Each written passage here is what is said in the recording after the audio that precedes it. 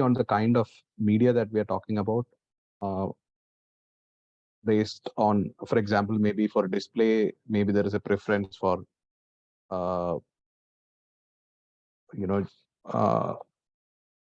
matching markets based on geo versus maybe for some other. So can you talk to that a little bit? So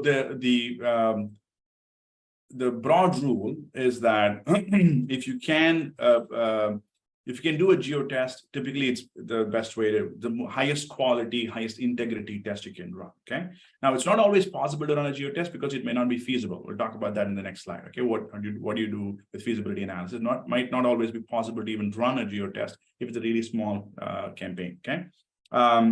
But even when you design a test, there are very specific channel nuances. Okay, the way you would design a TV test there is reasonably different nuances than a Facebook test, right?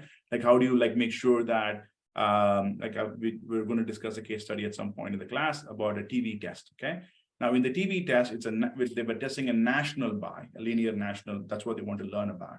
But you can't test linear TV in a geo manner because you can't buy national TV locally. You have to buy local markets specifically. You have to have local TV specifically, right? Local cable, for example. Now, when you buy local cable, you have to buy it in such a way that the programs you buy, the day parts you buy and whatnot, actually translate to a national buy. You can take the results and you can interpret them as how it would work nationally if you do go execute it nationally, right? So there are some nuances of how you do that you have to pay attention to. And same is the case for Facebook. There was a question in the attribution helpline channel as an example, similar to how Kamal's asking about. So let's say there's a bunch of Facebook campaigns, and let's say there are two agencies, agency one, agency two. You really want trying to test everything, but agency two says, I don't want to let you test my campaigns. It's something, there's too much going on here, buzz off, right? So you can only test one part of the campaign, okay, one part of your program.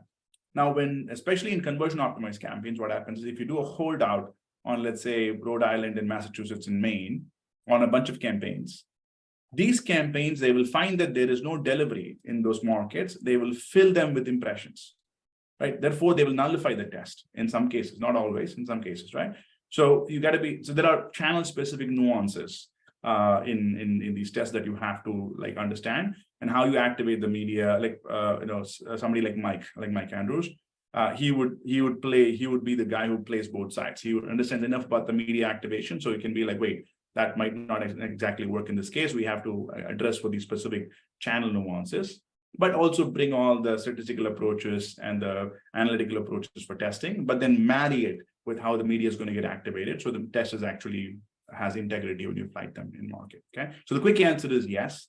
The devil's in the details. Why is it not something that everybody does if it's so simple? Well, the devil is actually in the details. You have to actually, after you go through the proper design, then you have to overlay your media sensibility and business sensibility on top of it, so that the test is actually meaningful and can be executed and interpreted appropriately. So, Manan, I have a